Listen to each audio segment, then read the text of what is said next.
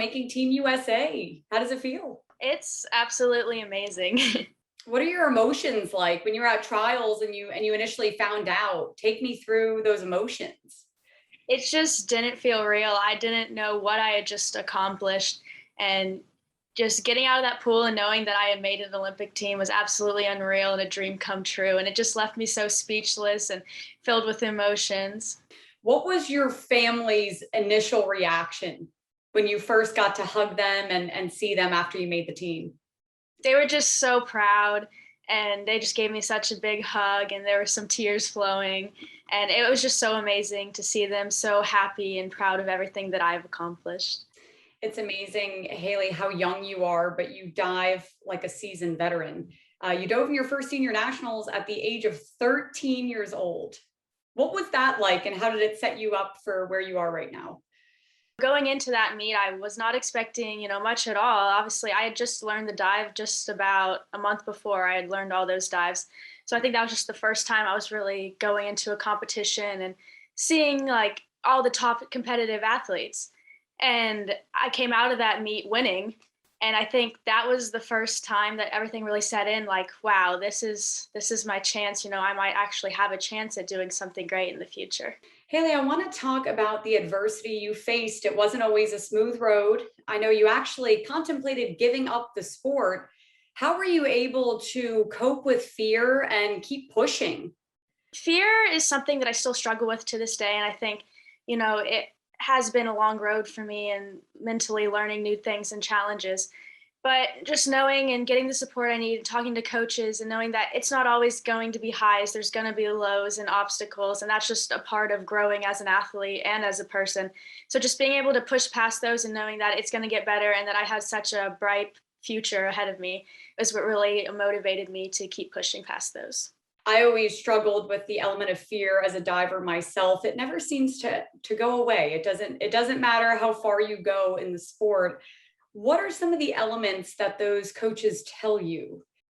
Just knowing that I feel like they see so much more in me sometimes than you see in yourself, and that just really trusting them and knowing that they're not going to push you farther than you're ready for, and that they know what you're capable of doing, and just but giving you the leverage and motivation to know that if you continue to push past these fears, like you could be amazing. When you're on that diving board and you're setting up and you're taking a deep breath and you're focusing, take us through your thoughts. What are you solely focusing on? I mean, obviously, each dive will be a little bit different, but some of those elements. So when I get up on the board, I take a deep breath and set myself up. And I usually just like to think about my hurdle or my back takeoff. Just knowing that once I get through that part, that's really the hard part is getting off the board and starting because, I've done these dives so many hundreds of times that once I'm in the air, I'm comfortable knowing what I'm doing. And so it's just, the beginning and starting, and then everything just kind of goes from there. Hailey, another element that didn't seem to go away last year was the COVID-19 pandemic. It affected all of us, and especially you guys in your training. Take me through how you got through that time and were able to stay sharp and rise above it. I mean, here you are on the Olympic roster, Team USA. You did it. How did you accomplish and attack that time? So in the beginning, obviously, everything was so unpredictable and we were out of the pool, but I was still continuing training at home, doing Zoom calls and practices with our coaches and team. So still definitely staying in shape.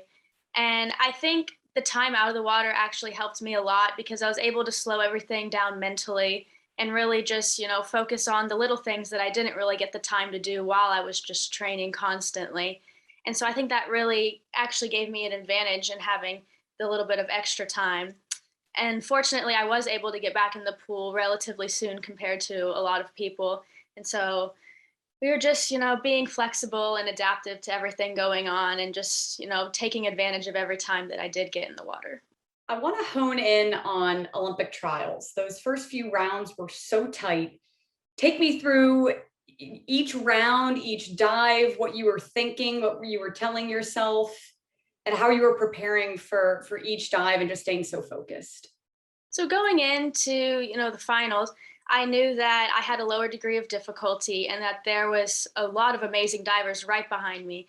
And so I knew it was going to be a challenge, but it was possible. So going in there, I just went with the mindset of just having fun and just giving it my all. And I just really wanted to put together a great list for me. And if I made that team, it was such an amazing accomplishment. But if I just, did myself and that didn't happen, then I would have been happy with that. So going in, I was really relaxed. I really wasn't even that nervous. I just wanted to hit the dives for me and do the best that I could do. The name of the game is consistency, right? Doesn't matter the DD, you got to nail the dives. Yes. I want to talk about just the 3-meter springboard in general. Why is that event such a good fit for you? Definitely, I've always been more of a springboard diver, and coming from my team, we haven't had a lot of platform exposure because we don't have platforms at my training facility. And so springboard has always kind of been my thing, and it's what my coach is always focused on. And so I think I've been able to really develop my skills on the springboard. For sure. And I'm sure you're very excited. You have the Olympic Games coming up, and then you'll be a Texas Longhorn. Are you so excited to join that group of amazing divers? I'm super excited, and it is such an amazing program, not only for diving, and there's such amazing coaches, and I can't wait to just be a part of that and continue to grow as a diver. And I'm sure you're excited with Allison Gibson and Jordan Windle on the roster with you and Team USA teammates. What is it like watching those guys compete and dive? What have you learned from them? I've definitely just, seen them grow as competitors and athletes. And I've learned so much about, them and their training and coming from UT also. So just being able to compete against them and know that, this is just the beginning for me and I'm only going to continue to thrive in that environment is just super exciting to see them achieve their dreams too.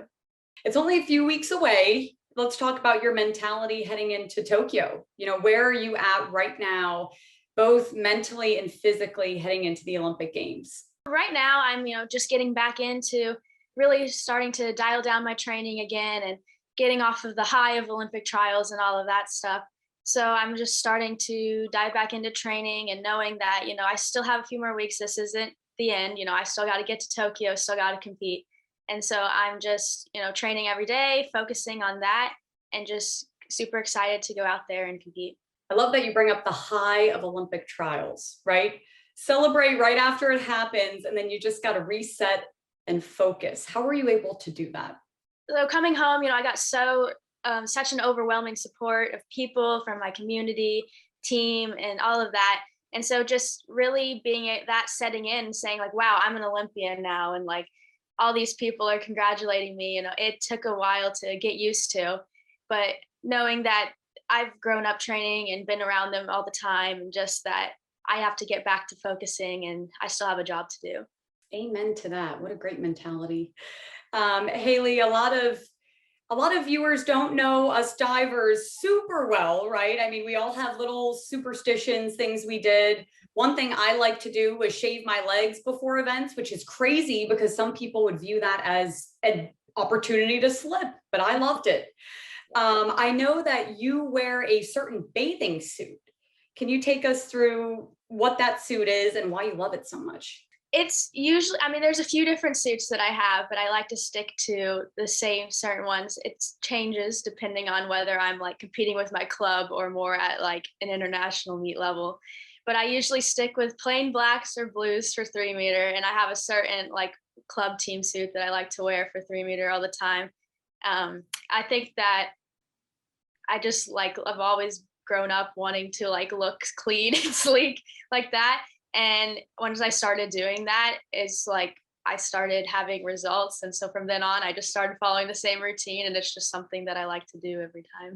It's amazing how much a swimsuit or a Sammy or shaving or whatever little things we do, it just makes such an impact on how we're feeling and how we put ourselves forward in the competition. So thank you for sharing that. Hailey, I know you are always calm, cool, and collect on the diving board, but you jam out to a playlist during competitions. Kind of take us through that music that you listen to. I listen to all sorts of music, whether it's rap or pop, but I think one things or a few like genre that really gets me through is I love Spanish music and Latin music. So I listen to a lot of that, and Pitbull is one of my favorite artists. So I listen to a lot of those songs when I'm competing. Do you have certain songs before certain dives, or is it just you let the playlist go and you listen to what comes up? Yeah, usually I just kind of listen to a certain playlist, but recently I've been listening to sometimes when I need just a little extra boost. Give Me Everything by Pitbull. I think that one has a significant meaning for me because within the past year I was struggling a bit with some mental blocks and things, and one day that song just came on, and it's kind of what really like motivated me, and I got off some of my dives. And so from since that day on, every time I hear that song, it just really gets me going and motivates me. Can you take us through some of those mental blocks? Because obviously they're behind you now. The past is the past. Yeah. I struggled a lot within, I said, the past year to with some mental blocks. And honestly, it was a lot of the dives that I was competing at trials.